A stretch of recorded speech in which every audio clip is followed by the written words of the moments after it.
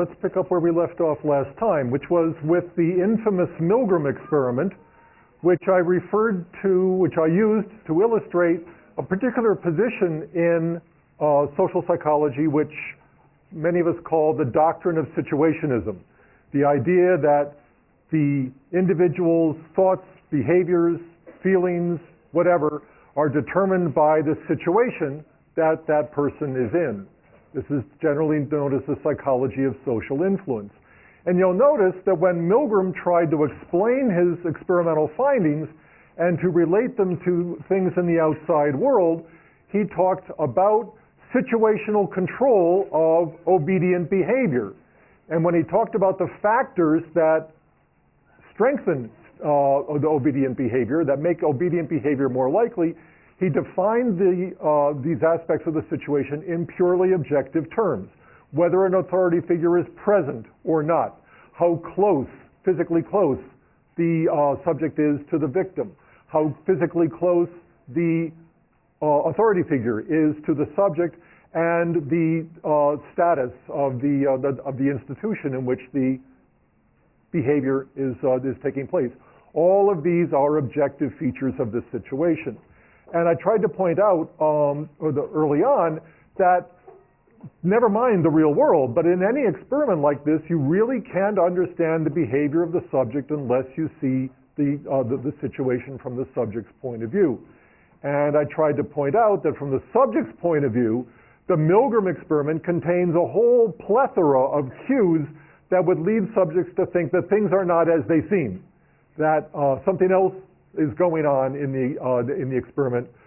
In particular, the behavior of the experimenter would lead subjects to think that they themselves were the object of the experiment, not the effect of punishment on learning. Now, just in passing, I'll say that there's a whole social psychological analysis, cognitive analysis of the experimental situation that Orrin was quite famous for. He's now deceased.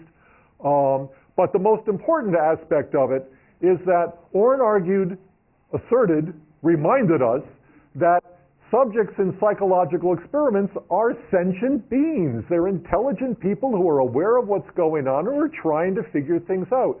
You can't, in psychology, treat a subject as if it's kind of a beaker of chemicals, which you can heat or chill or throw another beaker of chemicals together with it and just kind of see what explodes. Subjects in psychological experiments are trying to figure things out. And the generalizable point to the real world is that's what people are always trying to do. They're always trying to figure out what's going on, and their behavior is determined by the answer that they come up with to the problem of figuring out what's going on. Let me just illustrate what looks like the same kind of point, but with a very, very, very important shift in perspective. Here's another famous experiment in social psychology. I think anybody here who's taken Psych 1 has read about this experiment. Famous Darley and Latané the experiment in which subjects were working in a room, completing some personality questionnaires. They were either working alone or they were working in groups. And then the experimenter stages an emergency in the laboratory. And the finding of the Darley and Latané bystander intervention experiment is that subjects who were alone were much more likely to render assistance in the emergency than subjects who were not alone, who were working away in the presence of even a small group of other subjects. Now, from the point of view of simply social psychological situationism, the conclusion is being with others, which is an objective fact about the situation, impairs helping behavior. Okay, that's the finding, right? These subjects are objectively alone and they help. These subjects are objectively part of a group and they don't help. Okay, but that's not the conclusion that Darley and Latané drew. Not least because there's lots of other experiments that shows that there are positive social influences of group membership on helping. What Darley and Latané did, and what Milgram failed to do, was to take the next step, to analyze this situation from the subject's point of view, to analyze how the subjects perceived the situation, and what they identified was a number of different deterrents to helping, all of which are expressed in terms of the subject's mental state. So, for example, maybe subjects are afraid to help because they think they're going to get hurt too, okay? Or it's possible that they just don't believe they lack the skills to help. If somebody here has a heart attack right here, right now, who knows what to do? Not too many. Some people, not too many, right? So the people who think they have the skill might help, but others who don't think they have the skill might say, oh, I'm going to do more harm than good, or whatever. You're looking at the situation from the subject's point of view. Diffusion of responsibility. I don't have to help, somebody else will help. Okay? Best of all, Darley and Latané's concept of pluralistic ignorance. Their idea is that situations are inherently ambiguous, a point I made in the first day of class, and before we try to take action in any kind of situation, we usually wait for the situation to be clarified. And one of the ways in which we clarify the situation is by looking to others for cues. Okay, so you're sitting in a group of people filling out personality questionnaires, and there's a thud in the next room, and somebody says, hell, I could use a little help in here, right? So you don't know exactly what that means, so what do? You'll look at the other people in the group. The other people in the group, they don't know exactly what that means either, so what do? They're looking at you. You're looking at them, they're not doing anything. They're looking at you, you're not doing anything either. Your behavior helps define the situation as a non-emergency, okay? You're trying to figure out what's going on. So if you analyze the situation from the subject's point of view, you get a whole different perspective on these kinds of outcomes. The point is that cognition mediates between the individual and the environment, okay? The situation doesn't simply act on the individual, eliciting various kinds of thoughts or behaviors or feelings or whatever. Rather, what happens always and everywhere is that, as Orrin argued, the individual is striving to give meaning to his experience, give meaning to his situation, and his response in that situation is going to be determined by the meaning that he or she gives to that situation. Now, how do you get that meaning? Well, you draw on all your knowledge, things you've acquired through learning, reasoning, common sense, and all that kind of business. But the point is, the situation doesn't control behavior independently of the person. The effects of the situation are mediated through the person, and they're especially mediated through the person's cognitive processes. Now, it turns out, as a matter of historical fact, that Kurt Lewin understood this perfectly well.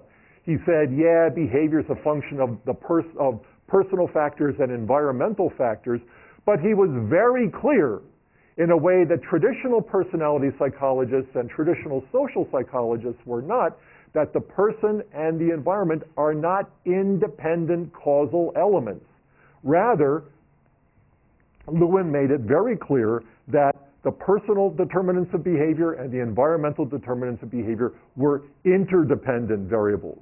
They interacted with each other, to use a little bit more modern language. Okay, behavior is a function of the person and the environment, but person and the environment are interdependent variables. This general idea that the person and the environment can't be separated lies at the heart of what's now known as the doctrine of interactionism in psychology, which was first announced by the late Ken Bowers, a American, actually, a psychologist who worked in Canada for his career.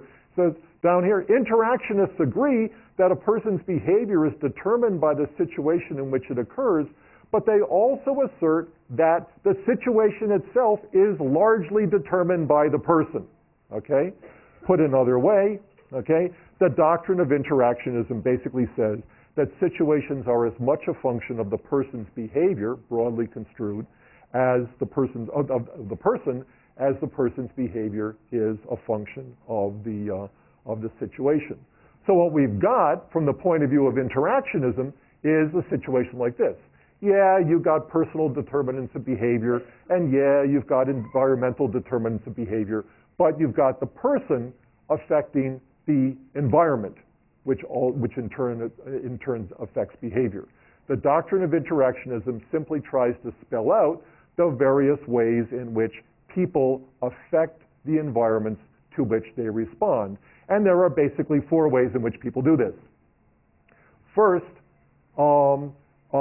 through evocation. Simply by being in a situation, we change that situation, okay? And this is especially vividly illustrated in cases of in-group, out-group, or minority-majority group status. Put a minority group member in a group of majority group people, changes the situation, okay? Put a majority group member in a group of minority group people, changes the situation. Hasn't done anything, he's just there. But the situation is changed simply by virtue of the presence of the individual. The idea here is that the simple presence or appearance of the person evokes a response from the environment, evokes a response from other people in the environment that changes that environment. The classic example of this is gender role, the gender differences in behavior. The moment you pop out of the womb, somebody says, hey, you're a little boy or a little girl, and that assignment of sex changes the environment. The infant's gender changes the environment in which that infant is going to be made. In the one case, it's an environment all of pinks and ribbons and lace. In the other case, it's all an environment of blue and football and broken teeth and all of that kind of stuff. Just to make the point in extreme, the idea is here that the infant hasn't done anything, hasn't had a chance to do anything. But yet, the simple noticing of some external, the physical feature of the child determines the environment in which that child's going to be raised. Selection is another way in which the person affects the environment by putting him or herself in one environment as opposed to another. Every time we choose to go in one direction as opposed to another direction, we change the environment in which our behavior takes place. You decide to go to Berkeley as opposed to Stanford. You decide to join a fraternity or a sorority as opposed to not. You decide to join a particular club as opposed to something else. Okay? You change the environment for yourself. Behavioral manipulation, another way in which people change environments. You go to a party and it's kind of dull, so you do something to liven it up. You put a lampshade on your head, you start dancing on the tablecloth, you do whatever it is you do. You're engaging in some kind of overt behavior that manipulates the environment, changes it from one kind to another. Finally, last but certainly not least, we change environments through covert behavior, what would prefer to call by thinking, cognitive transformations by changing the meaning of the environment from one meaning to another, because it's the meaning of the environment that determines how we're going to respond to it, okay? So again, the point here is that from a cognitive point of view, we have to make a distinction between the objective environment, the environment as it would be described in almost physical terms by an objective observer, and the subjective environment, the meaning that the environment has for the individual, the way the individual perceives the environment. People manipulate the objective environment by evocation, by selection, by behavioral manipulation. Okay, you choose to come to Berkeley instead of going to Stanford. Well, that's an objective fact. You're now at Berkeley, right? You're not down there, you're over here. Or you could say, oh, gee, I really wish I could have gone to Stanford, so I'm still kind of stuck here at Berkeley because I couldn't pay my tuition otherwise. Well, that's a very different meaning of being at Berkeley than somebody else who says, boy, I really think it's great to be here, best public university in the universe. The meaning, the objective environment is the same, but the meaning of the environment is very, very different. Okay? So what we want to focus on in this course is how people give meaning, interpret their environments, perceive their environments, and the consequences of those cognitive transformations of the environment for their actual behavior, because that's the case. It's your mental representation of the environment, not the objective environment, not the environment as it would be objectively described by a third-person observer, that determines your behavior in the environment. This is a point that was recognized long ago in sociology in something that has come to be known as the Thomas theorem, okay? Where Thomas, this was a husband and wife team of sociologists, argued that prior to any particular act of behavior, there's always a stage of examination and deliberation, which we call the definition of the situation. And then Thomas went on to point out that if people define situations as real, they are real in their consequences. This is the essence of the cognitive perspective on social situation, on social interaction, which is that the way people define the situation in which their behavior takes place is going to be real, makes that definition real, because it's that definition that's going to determine how they're going to behave in it. Robert K. Merton, the great American historian of science, has actually characterized this as the single most consequential sentence ever put in print by any American sociologist. And it probably is. It's very, very, very profound in their implications. Merton himself was very interested in the consequences of the definition of the situation for behavior, and how the subjective definition of the situation could actually alter the objective situation itself by virtue of a process which Merton called the self-fulfilling prophecy, which he defined very concisely as a situation where in the beginning a false definition of the situation, okay, evokes a behavior which makes the originally false definition of the situation come true. That false definition is a cognition. It resides in the head of the actor.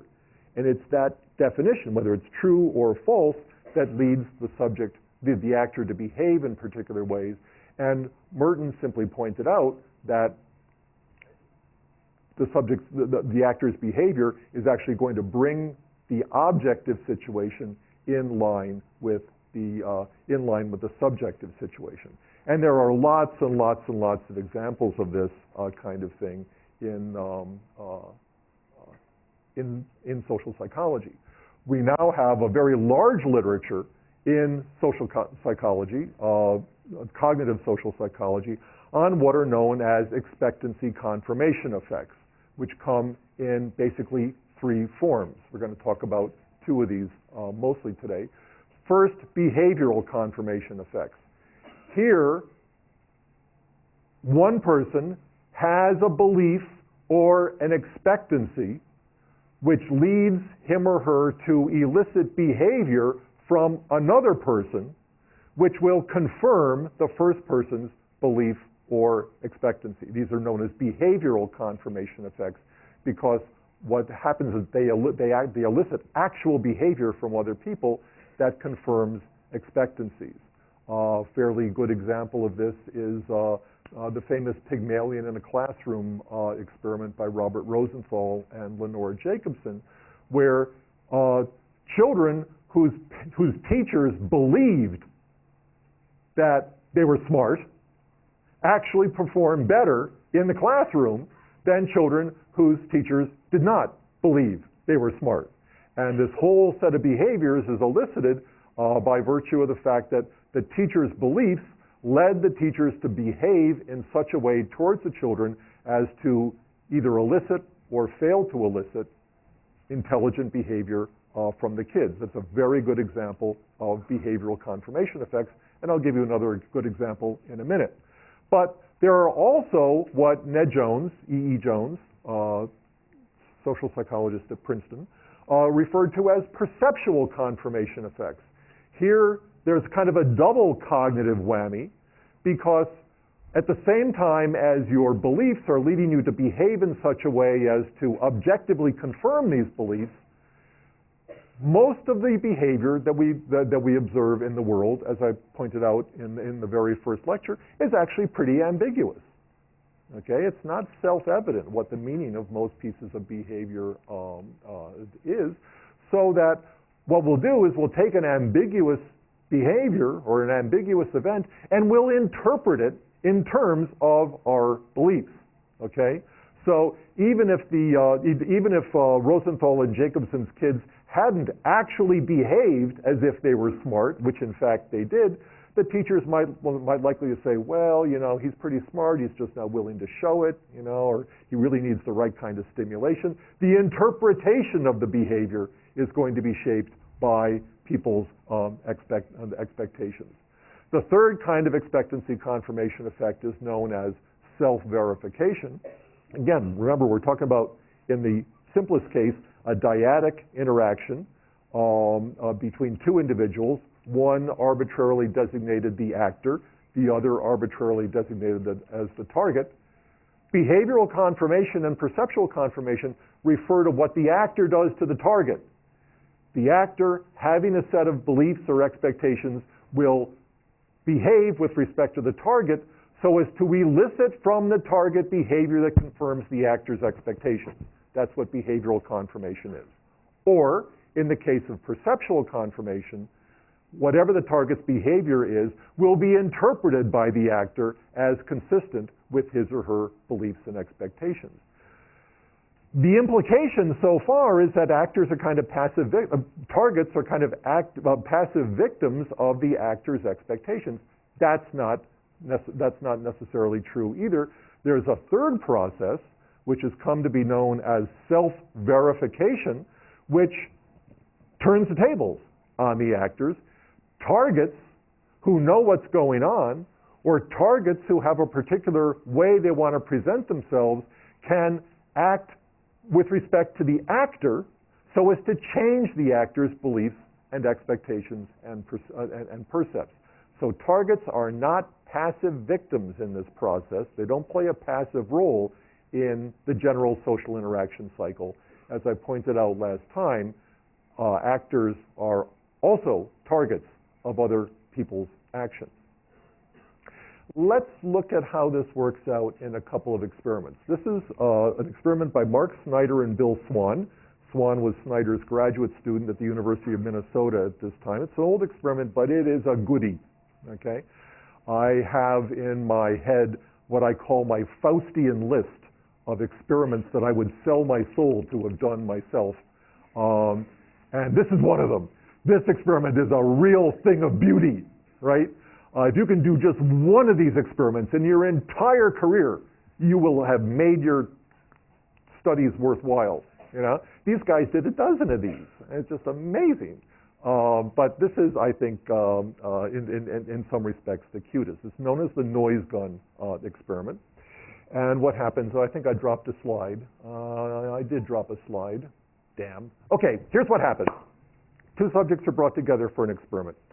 And they're told that this is an experiment on reaction time. And if any of you have been in an experiment on reaction time, you know these are the most boring experiments on God's green earth, right? You're seated in front of a computer console, and a blip comes on, and you're supposed to press a button. Another blip comes on, you're supposed to press a button, or something like that. No matter what it is, it's pretty boring.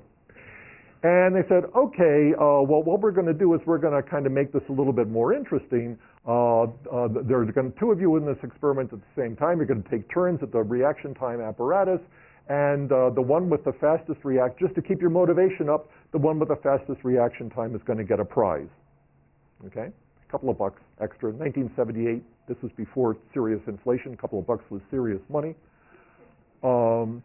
So that's the prize. And they said, well, just to make it even more interesting, what's going to happen is while one of you is seated at the reaction time apparatus, the other one is going to be seated at at this button here, which we're going to call the noise gun.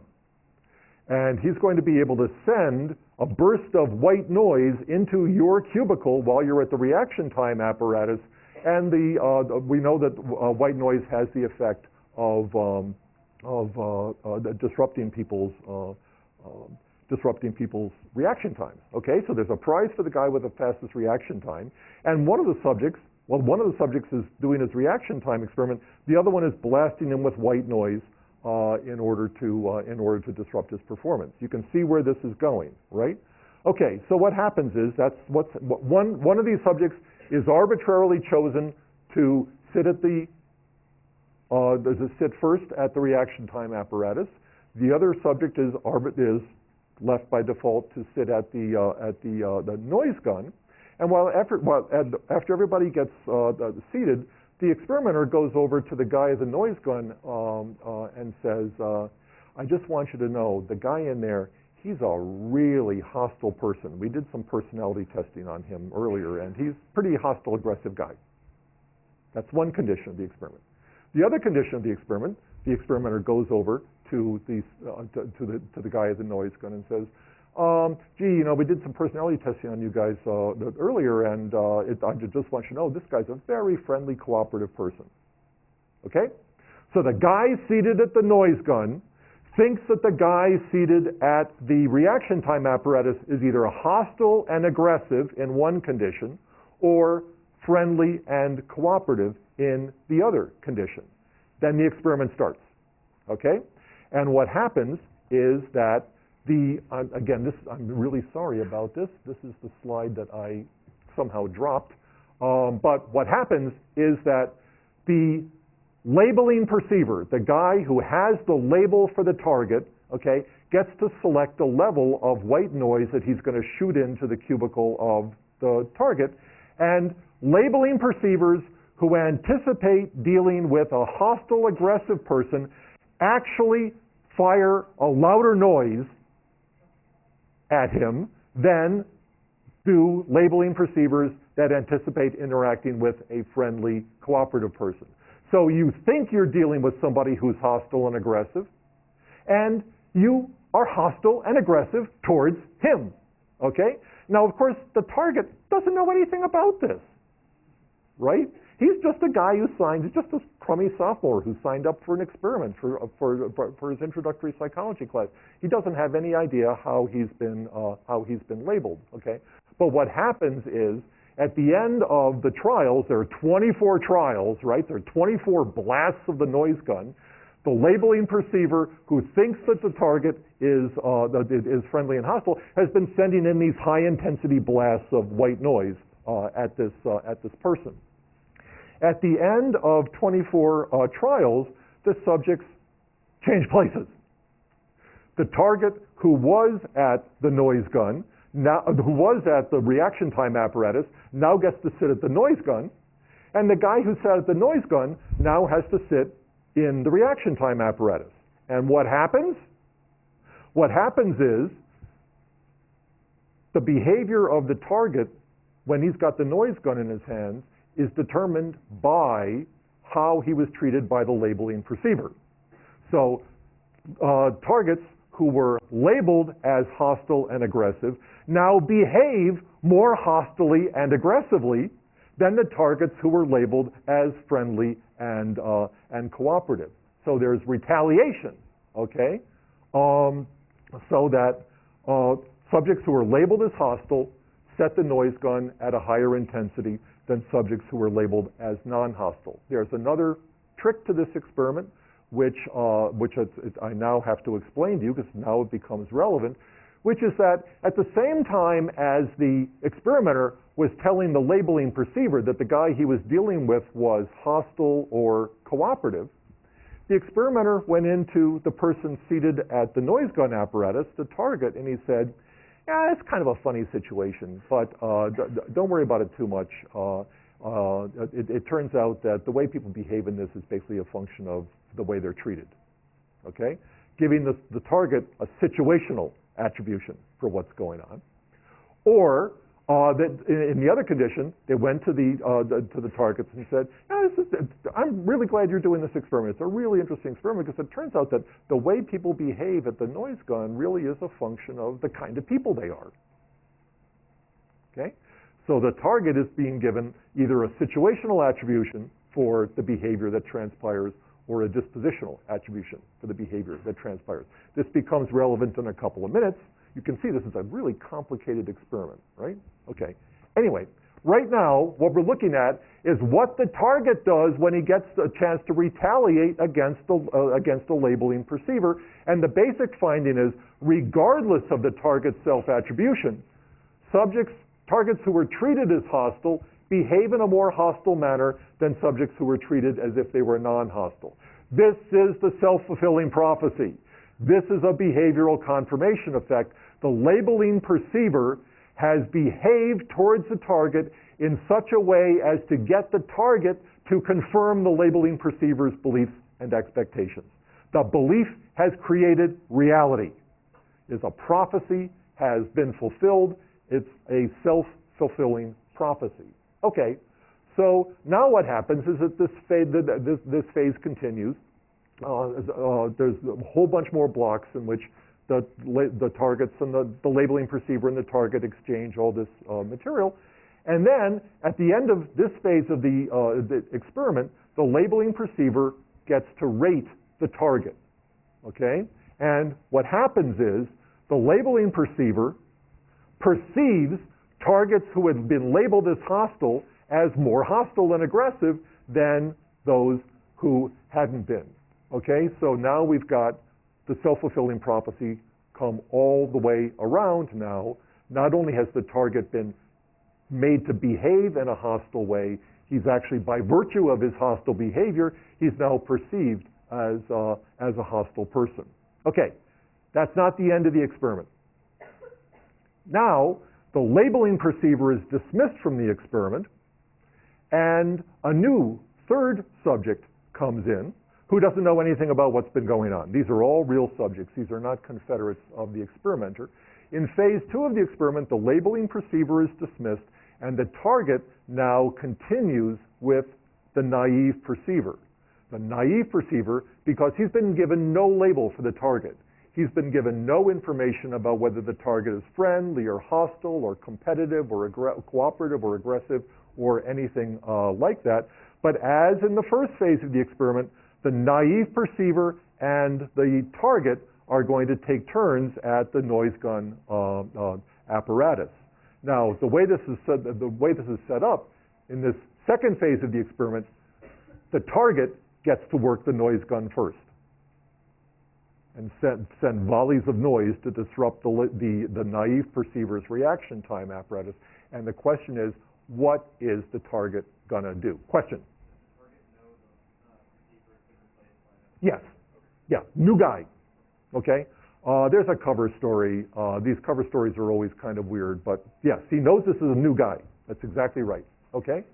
So the naive perceiver is seated at the reaction time apparatus. The target, who's just been, half of them have been behaving in a very hostile way, is seated at the noise weapon. And the question is, how does the target behave? Okay? Here's what happens with respect to the target's hostility towards the naive perceiver. This is the intensity of the noise gun setting. Here we have targets who were labeled as hostile or labeled as non-hostile by the labeling perceiver, but they're now interacting with the naive perceiver. And here we have targets who have been given either a situational or a dispositional attribution for their behavior. What happens is, targets who are given a situational attribution for their behavior, don't worry too much about this, you know, the way you behave in these kinds of experiments doesn't have anything to do with the kind of person you are, it's just a situation. They go back to being themselves, right? So there's actually no significant difference between targets who were labeled as hostile by the labeling perceiver and targets who were labeled as cooperative by the labeling perceiver, provided that they've got a situational attribution for their behavior. The really interesting difference comes with targets who are given a dispositional attribution, a dispositional explanation for their behavior. Because what happens now is, these guys, remember, have been told the way you behave in this experiment is kind of revealing of the kind of person you are. Well, the target knows that for the last 24 trials, he's been hitting this guy with very high intensity noise. What do you conclude from that about yourself? You must be a really hostile person, right? In any event, what happens is, targets who were labeled as hostile treated as if they were hostile, from whom hostile behavior was evoked by the labeling perceiver, and who were given a dispositional explanation for their behavior in phase 1 of the experiment, now continue to behave in a hostile manner. Hostile behavior has been created out of whole cloth by the labeling perceiver's expectations and the behaviors that flowed from it, and that behavior has continued even when the target is now in a new situation with a new partner, with a new interaction partner. Okay, so it's what the target believes about himself that's also very important here. Okay, phase 2 continues. They each take turns for 7 blocks of trials, and at the end, it's the naive perceiver. Sorry, there's an error here. The naive perceiver rates the target, and what you see is now the naive perceiver shares the same view of the target as the labeling perceiver has. The naive perceiver believes targets labeled in phase 1 as hostile to be more hostile than targets who are labeled in phase 2 as hostile, but that's true only for the targets who were given a dispositional attribution for their behavior. So what happens here is that hostile behavior created in the first phase of the experiment by virtue of the self-fulfilling prophecy continued into the second phase of the experiment, depending on the target's view of him or herself. Okay? So we got several different cognitions going on here. We've got the labeling perceiver's impression of the target. We've got the target's impression of him or herself. And then finally, we've got the naive perceiver's view of the target. All of these cognitions are coming into play here, but the important thing is that all of this began with the definition of the situation. Hey, I just want you to know the guy you're dealing with here is a pretty hostile, aggressive kind of guy. The definition of the situation became real for the labeling perceiver. He acted as if it were true, and his actions made the label come true. Beliefs creating realities in that respect. Okay? So that's in fact what's going on here. Okay? Snyder concludes in a wonderful paper summarizing a lot of this literature. Whether individuals regard their beliefs as assumptions or as hypotheses, whether their beliefs concern themselves or other people, social beliefs can and do channel the remembering of past events and the unfolding of future events in ways that determine the subjective and objective reality of their beliefs. Behavioral confirmation, the objective reality of the beliefs; perceptual confirmation, the subjective reality of those beliefs. Okay?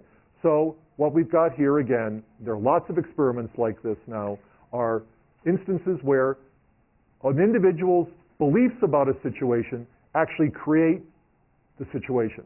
Create not just in the mind of the perceiver, that's bad enough, but by virtue of his or her behavior, creates an objective, changes the situation objectively as well. So the idea here is that our beliefs about other people are powerful because they can lead us to behave towards those people in ways that will elicit behavior from them that confirms our beliefs. But the reason the noise gun experiment is such a cool experiment, okay, is that it shows that our beliefs about ourselves are also important. It wasn't the case that all the targets responded to the self-fulfilling prophecy in the same way. It was the target's beliefs about themselves that played an important mediating role in all of this. And Bill Swan, when he took up his faculty position at the University of Texas, went on to do a number of experiments looking at the role of the target's beliefs about him or herself in this whole process. I'll show you just one of these experiments. It's not nearly as cool as the noise gun experiment, but it's a pretty good experiment. It's called the Mastermind experiment because it's based on the board game Mastermind. Everybody here played Mastermind? Okay, the rest of you, you're really losing out. You've missed a terrific experience. Go out, buy a mastermind game, and you'll have a really good time. It's kind of like a really souped up, highfalutin game of Battleship. Okay, it's basically what it is. In any event, Swan and Hill brought a bunch of college women. Didn't have to be college women; it just happened to be college women into the laboratory for this experiment. And the first thing he asked them to do was to fill out a little personality questionnaire that asked them to rate themselves on a scale of dominance versus submissiveness. Okay? And what they were trying to do there is to assess what the subject's self-concepts were like, whether they viewed themselves as dominant or submissive people. Then, two people came into the laboratory at once, and it was presented as a study of decision making. And they said, okay, now that you've finished this personality questionnaire, you're going to team up and play a game of mastermind against me, the experimenter. Okay, that's the general idea here. Now it turns out that the partner's not a real subject. The partner's a confederate of the experimenter who is acting the outer role. But the way the experiment is set up, the one subject doesn't know this. The one subject thinks this is a genuine subject, and they're going to alternate in the role of leader and assistant. Okay.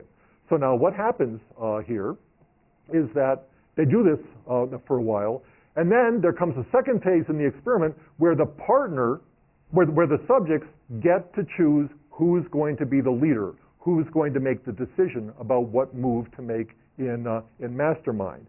At that point, the confederate turns to the subject and says, oh, I think you should do it because you're a really dominant, forceful person. Or the confederate turns to the subject and says, oh, I think I should do it because you're a pretty submissive person. Now, the trick in this experiment is that the feedback from the confederate to the subject was in every instance false feedback. The subjects were given feedback that was contrary to the way they viewed themselves. Women who rated themselves as dominant and forceful were told that the confederate believed them to be submissive wimps. Women who believed themselves to be very submissive were told by the confederate that the confederate believed them to be dominant and forceful. And what happens here, so there was perfect crossing of the conditions here, so that subjects who believed they were dominant were told that the confederate, that their partner believed that they were submissive, and subjects who believed that they were submissive were told that their partners believed that they were dominant. And the whole point of the experiment is simply to see how the subjects reacted to this information from the confederate. And what happens here is that we have blind, Snyder and Hill had blind judges who were kind of rating the target's behavior, and it turns out that when subjects were given feedback from the confederate that conflicted with their self-concept, they protested. They said, oh, that's not true. I'm not a submissive person. I'm a dominant person, right? And the other, this is especially interesting, worked the other way too, so that somebody said, well, you're a dominant person. They actually actively protested and said, no, it's not true. I'm a very submissive person. They actually asserted how submissive they were. Okay? The point being that targets are not passive in this process. Targets are also trying to figure out what's going on.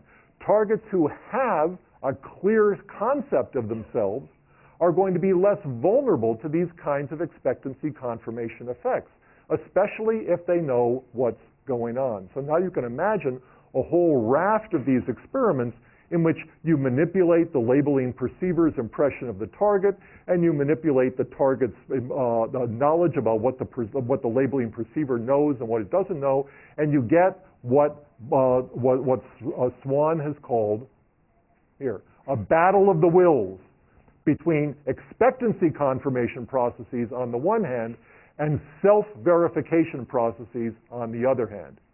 Expectancy confirmation processes operate like the standard self-fulfilling prophecy. I have a belief about you. I behave towards you in such a way as to elicit behavior from you that confirms my beliefs and expectations. Self-verification processes work in exactly the opposite way. You have a belief about yourself, and you behave with respect to me in such a way as to present or to convey that perception to me as well.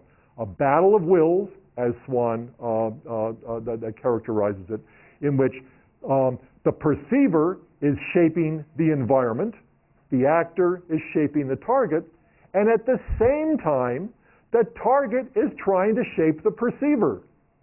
The target is trying to inculcate in the mind of the perceiver a particular impression. So what you've got here is, in these experiments, the reason these experiments are so interesting, the reason they're so complicated, okay, is that what they're trying to do is to capture the essential features of the general social interaction cycle, where an actor and a target come together in a situation. The actor has a set of beliefs about the target has a set of beliefs about him or herself, and then they negotiate. The behavior and ends up being a cycle of behaviors in which the actor will behave in such a way as to elicit from the target behaviors that confirm the actor's impressions of the target.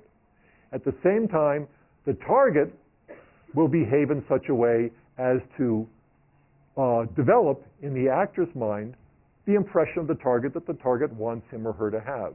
Now, empirically, you can think of this as a kind of standoff, right? Okay? But it turns out, at least in the experiments, like the ones that Swan has done, that self-verification processes tend to win out. Okay? That in the final analysis, it's the target's impression of him or herself that determines the final outcome of the negotiation. But that only occurs when A, the target has an impression of himself to begin with. Okay? If you don't have a sense of yourself as hostile versus cooperative or dominant versus submissive, then the self-fulfilling prophecy is going to take over. Okay? The other condition is the target has to have some sense of what's going on. Okay? Has to have some sense that the actor has a false belief, for example, or that the target's being evaluated in some way. When targets don't know that, they can't engage in the kinds of deliberate activities that are required to change the actor's mind. Okay? So we enter situations, we carry with us into these situations a fund of beliefs and expectations and knowledge that are going to guide our behavior. Our behavior in any situation is ultimately going to be determined by our impression of that situation, by our perception of that situation, a perception that is itself the outcome of a cyclical negotiation between our own mental processes and the stimulus person in the outside world. It's with that perceptual process, that process of forming impressions of other people, that we're going to start our analysis of social cognition next time. Thank you very much.